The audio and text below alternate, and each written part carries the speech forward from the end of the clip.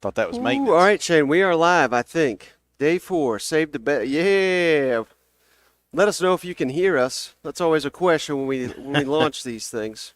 We like to start a little slow just to give my brother time to check that mic out. Sounds good, he says. Okay, great. So, All right. SEC Media Days, Day 4. You sound good. Thank you. Appreciate you. There we go. Day 4, Shane. In the We just books. got off Paul Feinbaum show. Cousin Shane, you made your debut on a Paul Feinbaum show. People are tired of me talking about being on Feinbaum. Let's hear from you, Cousin Shane. What was it like being featured on the Paul Feinbaum show? It was a little wild. I mean, he wanted me to come up there, and you could sense the help around him. You know, kind of like, are we sure that chair can handle? You know. But I just thought it was awesome. I mean, growing up watching Paul getting to be out there on the set, I thought that was pretty damn cool. And you can always tell. I mean, people are breaking down stuff behind us. We're at the end, and that's when they let Cousin Shane on Feinbaum. Yeah, we're not leaving till they kick us out. So apologize for any noise. I mean, they're literally doing construction. I think they're setting up for a concert or something. But hey, they got a job to do, so we're not going to complain. We got a job to do, Shane. Wrapping up SEC Media Days. Exhausted. People don't want to hear about that, Shane. They want to hear about some SEC football. We got Tennessee, South Carolina, and Ole Miss. Lane Kiffin, one of the best. Let's just play his quote real quick. It was the best quote I thought of the entire Media Days. Real quick. A reporter, I don't think they'll be able to hear the question because the question was not mic'd well. There was a reporter that he told Lane Kiffin, hey, everybody says I look like you, Coach Kiffin. What is your response to that? Let's kick it over to Lane Kiffin. Because I sent that to my mom, and she was like, is that you? Like, she did not know. What's your mom's name?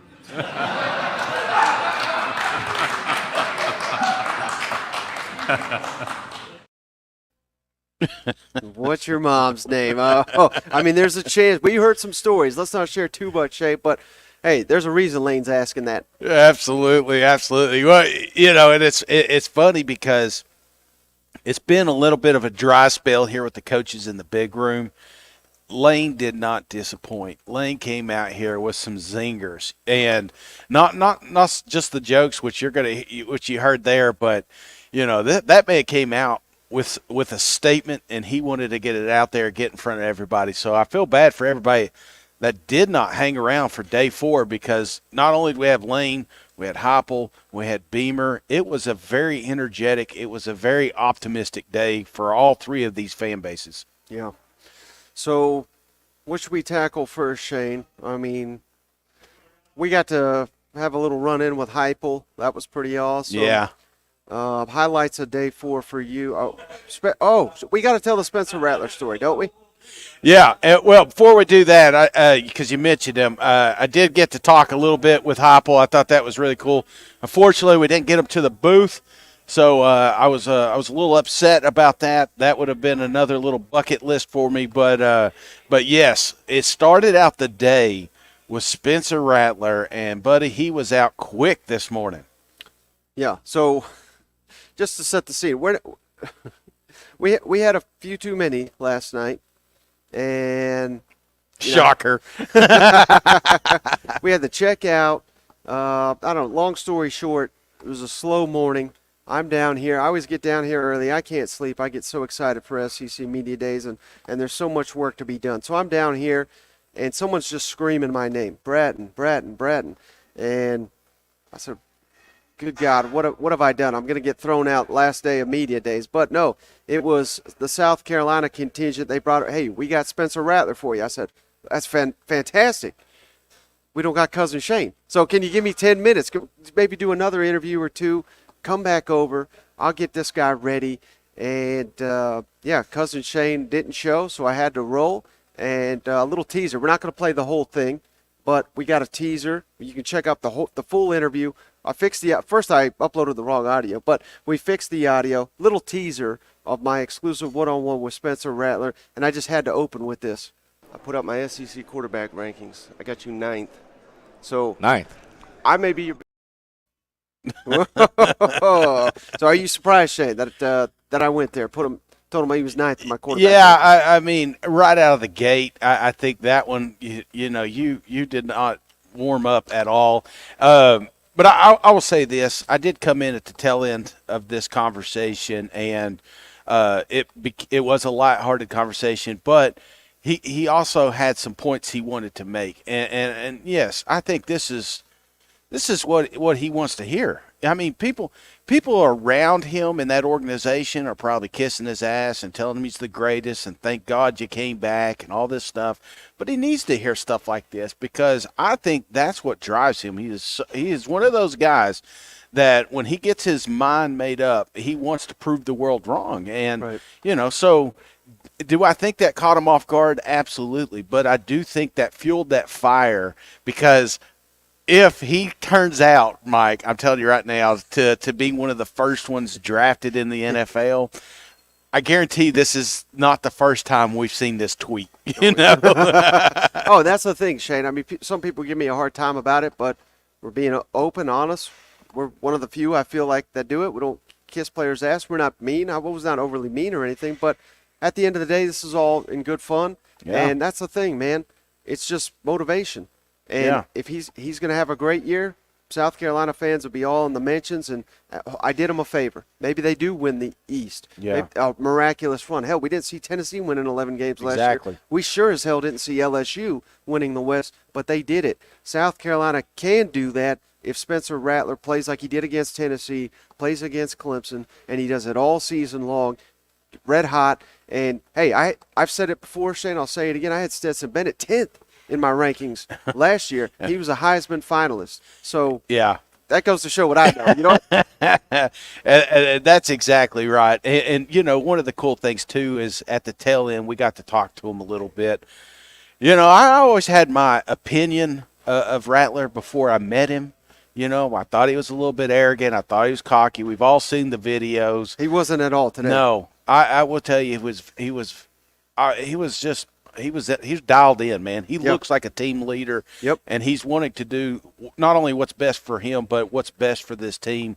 I think that's why he's come back for another year. And I think South Carolina's in for a treat. Yeah, and I wanted to ask him about, Juice Wells and best receiver, I think, in the SEC. And, I mean, he said, yeah, absolutely. He's one of the best players in the country. But it was the other teammates, too. It was this guy, that guy, this guy. We're going to have so many weapons in this new scheme, very complimentary of the coaching staff and the scheme. So, right, exactly what you're saying. I mean, he came here looking for a message. He delivered. And that's something we got here from Shane Beamer. Shane, let's kick it over right here, Shane Beamer, on Spencer Rattler correcting a lot of those issues from last year, being a little bit more consistent. Hey, Coach, great to see you. Good to see you. AP Stedham, AP and Kelly, as we see at Syndicated Radio.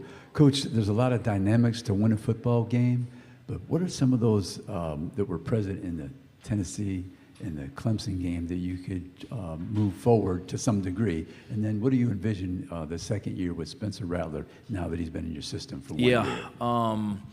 Second part, Spencer just continued to develop and take steps. The way that he played late in the season, we've got to continue to build on that as well. The freeness that he played with and the confidence that he played with. Let's just continue to keep being that guy as well.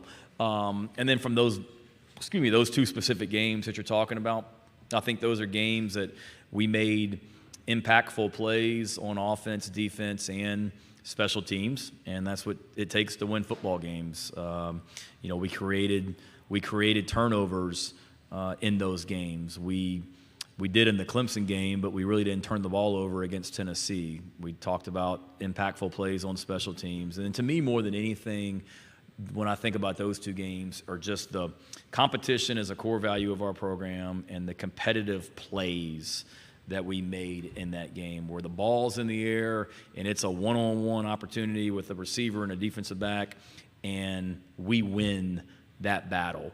Or we had a touchdown run against Clemson where we turned a blitzer free right up the middle, and Spencer made him miss and then kind of lowered his shoulder and gave himself up to get into the end zone. So just the unselfishness that our guys showed and the ability to make competitive plays really stand out from those 2 weeks.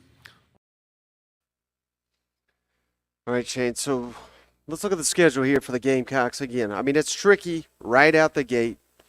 North Carolina. I mean, I think the whole season is going to be defined in the first month. I Yeah. really do. North Carolina and Charlotte, that's the opener. Furman, that's a joke. At Georgia, Mississippi State, at Tennessee, Florida, at Mizzou, at A&M. Oh, man, I mean, it's a murderer's row. But we're not here to be pessimistic. We're here to be optimistic with them Gamecocks, Shane. What's the vibe you're feeling from South Carolina after today, hearing from Spencer and Beamer and the crew? Well, I again, the message today was consistency, not complacency. And I think, you know, a lot of folks go back to the way the season ended last year. Huge victory over my Tennessee Volunteers. Big victory in Clemson. I mean, these were monumental games. And the problems that we had last year was it was like a roller coaster. There was those ups, but then there was those Florida games. There's those Mizzou games, you know. So they've got to correct that. South Carolina had a fantastic season, but they could have really had a fantastic season if they would have figured it out earlier in the year. So I think all that starts with leadership in this locker room and the coaching staff, not getting complacent, not taking those two big victories at the end of the year and say, hey, we've arrived. You've not. You're still climbing that mountain. And if they could continue to do that, you look at the schedule, yes, it ramps up real quick, but there's also some upset potential in this if they hit it early. Yep. All right, Shane. Well, speaking of them Vols, Heupel and crew were in town. God, I mean, my biggest takeaway perhaps is just Joe Milton's stature. I mean, he towered over basically every non-lineman here in Nashville. I was pretty blown away by that. Heupel seemed pretty confident, Shane. We got the Hendon Hooker beans over here. Yeah. Takeaway today from the Vols. A little bit of swagger in here. I would say out of the three teams that were walking these halls today, there was a little bit of confidence with those Volunteers, and I think that all starts with the quarterback. Obviously, Milton was the highlight of the day. Everyone that could get him at a table, you know, was on cloud nine. So I think that's the key with the Tennessee Vols is keep this confidence going. Oh my goodness! Look who we got here. You guys may not know this individual, but could you wave it? Paul, could I get you to wave at the camera here? Just step over. We're live on the air, just like Coach and Shane did. If you just want to wave at the camera.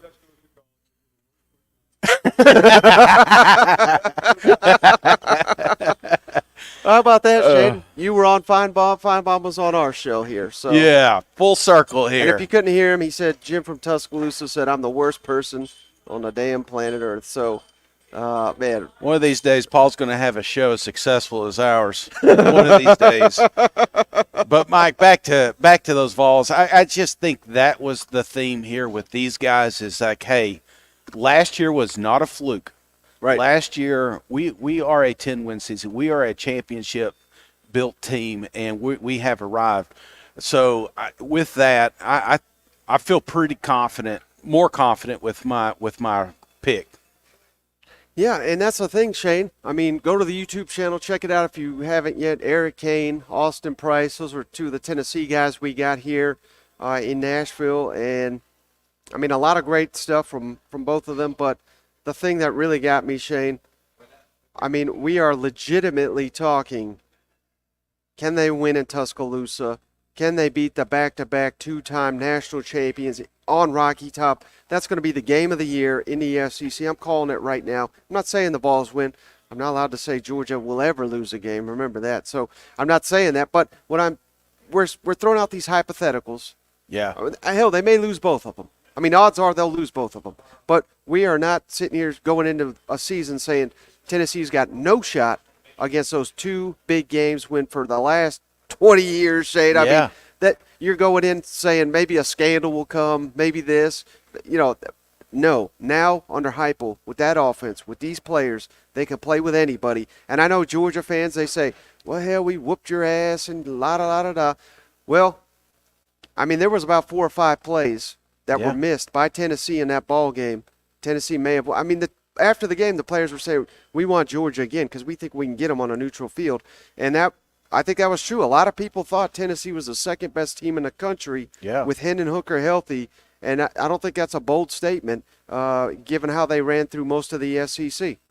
Yeah, no, I think that's a great point, Mike. And the insiders that we had here today were also confident, and some of the question marks we had, like the offensive line and, Joe Milton and things like that. The questions that you have about the Tennessee Volunteers, is last year a fluke or do they take a step back? I don't think so, man. The way I'm talking to these guys, it feels like, again, Tennessee needs to be considered an upper echelon program that could consistently make a run for a college football playoff. Yeah, and I love this, Shane. You talk about bravado, confidence. What loomed over this media days, we're having fun. We got Texas people, we got Oklahoma people. We're looking forward to that season. We don't want to get too caught up in it, but yeah, we did get caught up in it a little bit with Anwar Richardson. Again, go check it out on the YouTube channel, but the real UT, Heupel, let's kick it over to him. He was asked about it. Travis Galey with OrangeBloods.com. With Texas coming into the league now, which school has the real claim to being able to call itself UT? There's only one real UT. One right shade of orange. That's right, Shane. There's only one That's UT, right. and it's in Knoxville. Come on, get the hell out of here. Come on. We ain't giving Texas nothing. They got to earn it. You know what? No, they have got to earn it. And I will tell you, we've talked to a lot of Texas dudes, and they're excited and pumped up about coming into the league. Some of them think they should have beat Alabama. They're going to beat them this year. So we'll see. And the real UT. That's going to be the riddle. That's going to need to be answered at some point, and sooner than later we'll have that opportunity. Right. And I think we have proposed this before. I hope they can make it happen in real life when Texas and Tennessee are playing as conference foes. Whoever wins that game for that until they meet again is the real UT. Yeah. I think they should do that every time. Whoever wins that game is the real UT. And let's say Texas and Tennessee on a neutral field. Come on. We're taking Tennessee. You know what? Absolutely. Right now, again, Texas has got a lot of good stuff brewing down there. Be sure to jump on our YouTube and look up the channels with I'm terrible at saying his name. It's a doozy. How do you say it? Anwar Richardson. Yeah, it was great. Fantastic. And listen to him. I don't know if he's just trying to sell me something or whatever, but I feel like Texas is a little closer to the SEC play than I thought. Right. I think obviously the Alabama game is going to be a true test, but today, neutral field, give me them Volunteers. And how about this comment? Let's give a shout out. Just one more project. He says, sincere thanks to the three-man, that flying Hawaii. We appreciate all your hard work. No one, he says, brought someone out from Hawaii, but we sure as hell did. We brought the flying Hawaiian in here. So people appreciate you.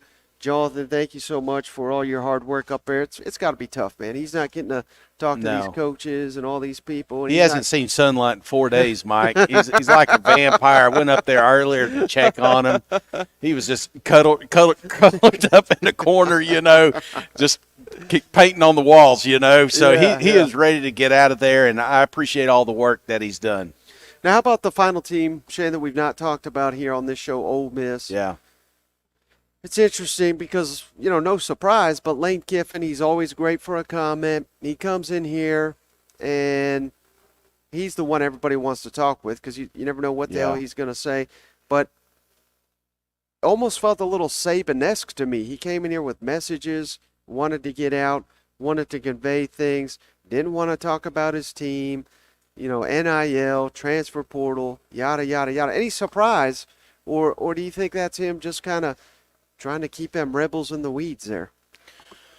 Well, I mean, that he was the hot one today. This is the one everybody wanted to talk about, and all the funny comments, and then on top of that, you've got, like you said, the NIL. He comes out and talks about pay for play and the transfer portal. He hates that there's two windows, and and kind of made a good point there. If this were in the professional sports, what if LeBron just said, you know what, this ain't working out. I'm going to go over here and collect some money. So he made some good points. But hell, coaches can do that. Huh? Coaches can leave at a drop of a hat. No, I get that. But the problem is, Mike, I didn't learn anything about Ole Miss. Yeah. And I don't know if that was by design. Less questions about the quarterback room, less questions about some of these transfers that have come in. Mm-hmm. I don't know. That's the thing with Lane. Lane's very intelligent, and sometimes he's playing a game when you don't know it. Yeah. So let's kick it over to Kiffin real quick here. We got I want to show people what we got going on here. My ride's here. I didn't do a very good job at the end of the year of keeping our team together. I think, not as an excuse, but I set it up here a year ago. The challenge is when you have such a roster overhaul and so portal heavy. And I've said I've always been concerned about culture issues when you do that because you don't have kids that have been there very long. So, and I said one of those challenges, even if you look at the NBA when they put together these good free agent teams, is if seasons don't go great, it's very hard to keep everybody playing at a high level because the expectations were so high. So I think down the stretch there, after the Alabama game, I didn't do a good enough job of finding a way to keep our guys playing at a high level because we did not play to our standards at the end of the season. So. All right, Shane. So, Kiffin taking some ownership there. That's good, but I'm just so excited, but so uncertain of what this team is, and that's. It's too bad we leave Hoover like that. Yeah, Hoover. Thank God we're not in Hoover. We're in Nashville, baby. Yeah. I'm in the same spot I was when I got here when it comes to Ole Miss. You know what? Yeah. Me too. And maybe that's exactly where they need to be. I think last year we all talked about how easy that first part of the schedule was, and then toward the tail end they just kept piling on them. And one of the comments he did make was, when you do mess around with the portal and you got a lot of new faces, sometimes, these guys didn't help you build, and I think getting that extension, seeing what he's doing here on the recruiting trail, Ole Miss is only going to get better. And I'm going to tell you right now, Ole Miss has got a better team this year than they did last year. I guarantee it. The record may not reflect that. That's the scary part, but this is a scenario because their schedule is tougher this year that I could see at the end of the season. We look back and say, damn, Lane Kiffin had him a good squad here. Yeah.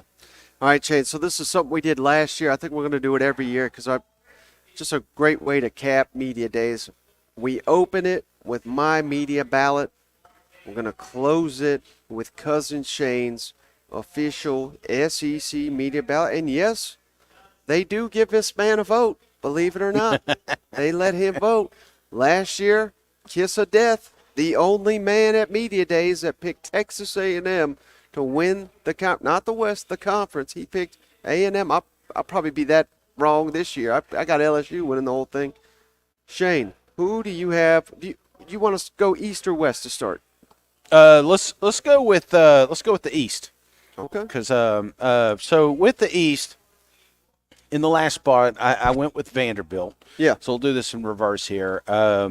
Again, I think they'll be an improved team. I think they've, no longer a guaranteed W. No. I think the margin of losses too are going to be thinner. Yep. There's going to be some games you're in the fourth quarter and like, holy shit, we got us a ball game there at Vanderbilt. So improving, maybe even a bowl game wouldn't throw me off.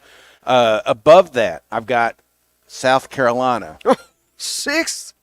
We got Spencer Rattler on this show. You put South Carolina sixth? Oh shit. This is why I should read the list. Sorry. I forgot Billy got me sideways. Calm down, Gamecock fans.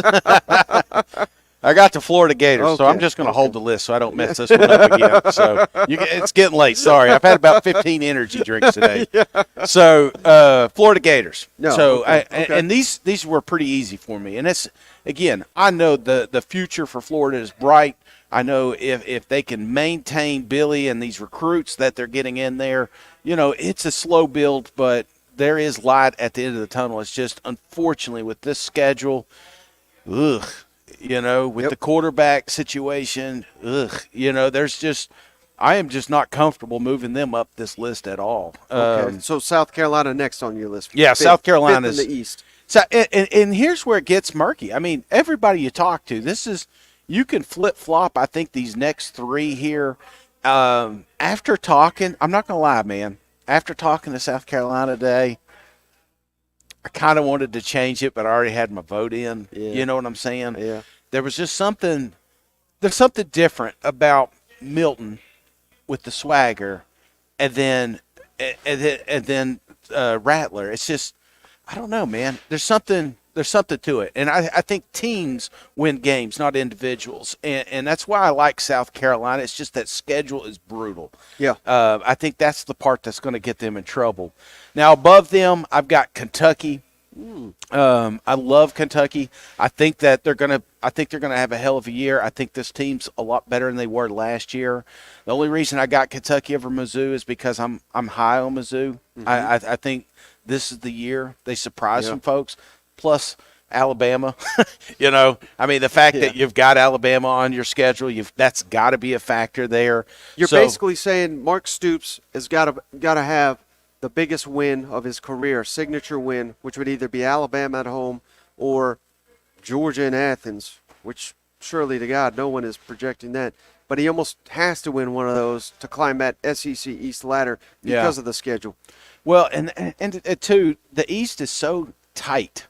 Yeah. You know what I'm saying? Like, if I told you Kentucky finishes second at the end of this year, that wouldn't blow you away. No. You know what I'm saying? If I told you South Carolina finished second in the East, there's going to be people that pick that. You know what I'm saying? So Right.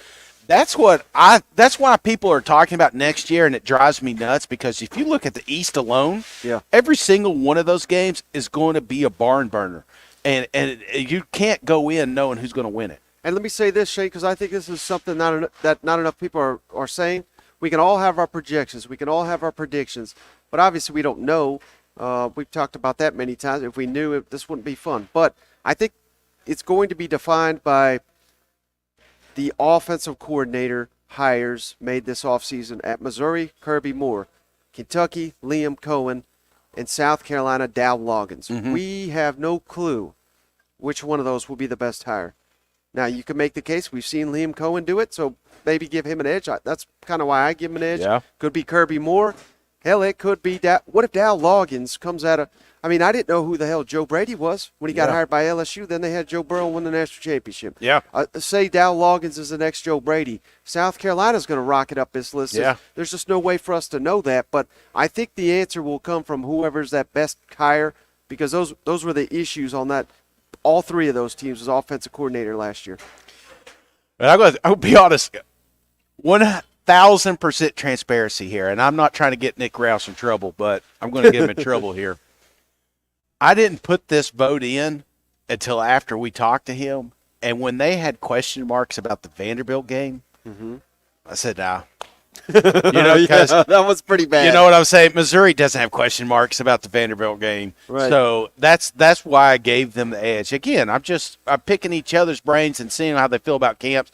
And again, KSR may be just pulling my leg and don't want us to know what's going on, but that's kind of why I switched it there at the last. I want to read you real quick, Shane, just a couple comments so far on your list. Ken says, Cousin Shane needs a cold one. He's crushed his orange and blue glasses. What happened? Todd said, I used to like Cousin Shane. Not anymore.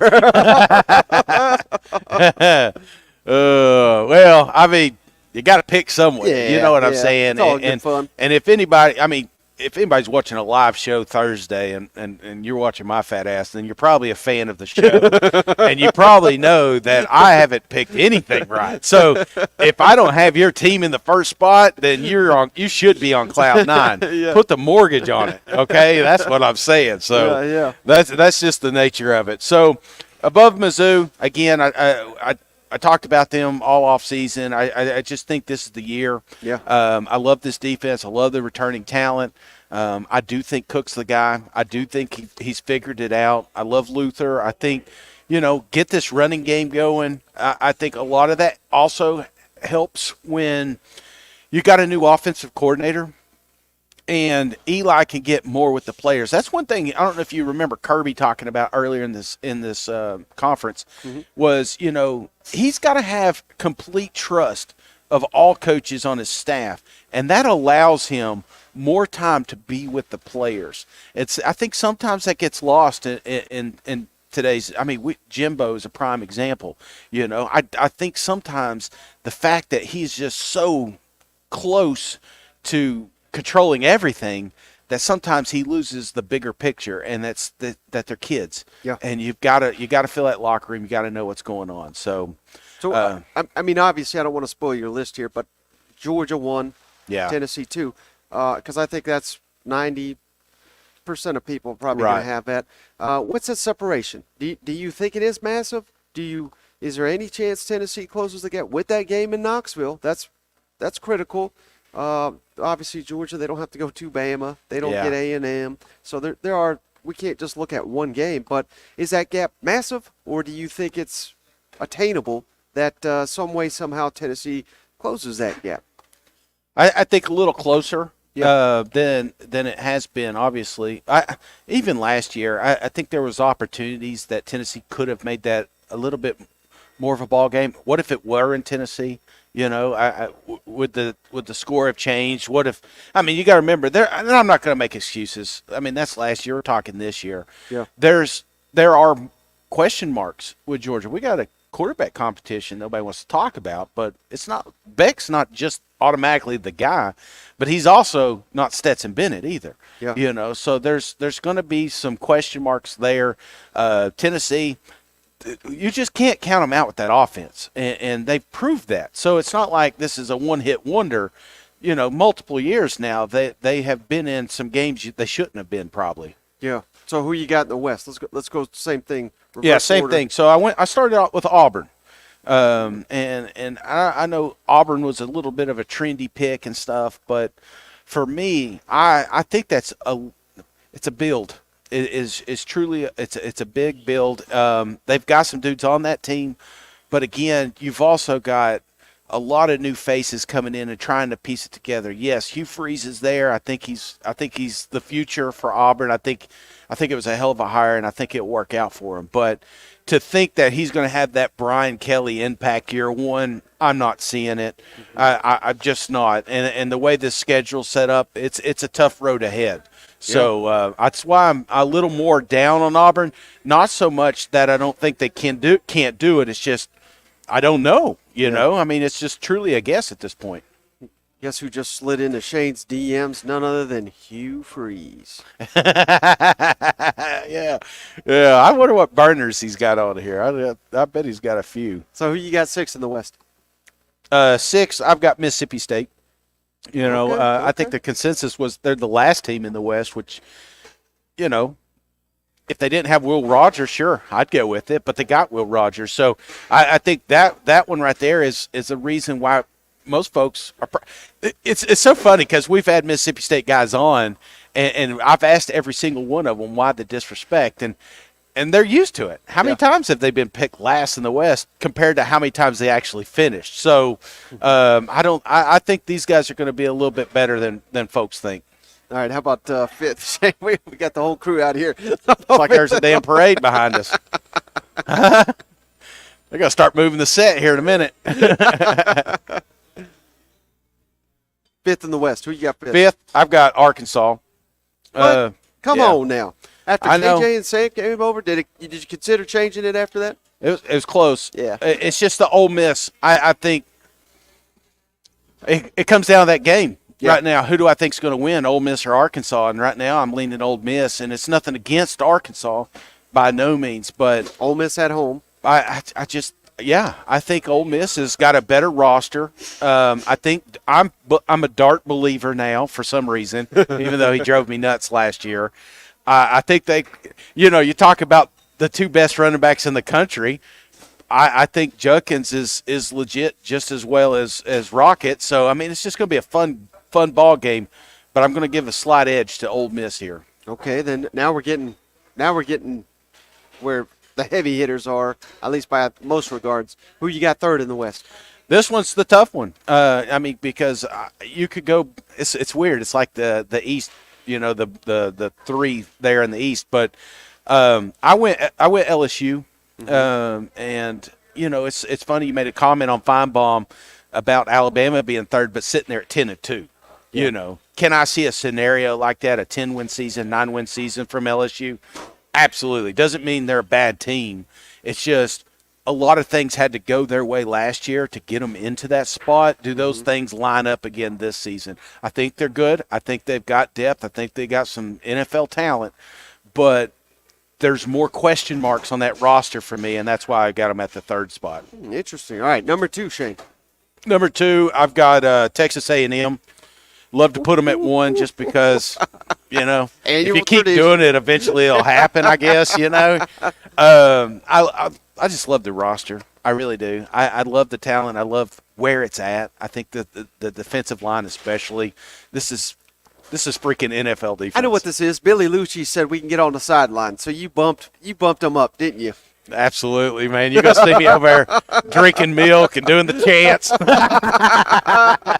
So Bama, of course, I think you've been on that for a while. Bama, number 1.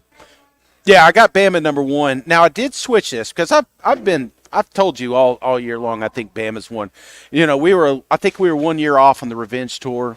The comments you make on Paul, the comments, coach is saying nothing for us, but these players are the ones that I'm watching, and there's just a little bit of swagger, like we're going to beat the shit out of some teams, and I feel like that's going to happen this year with Alabama.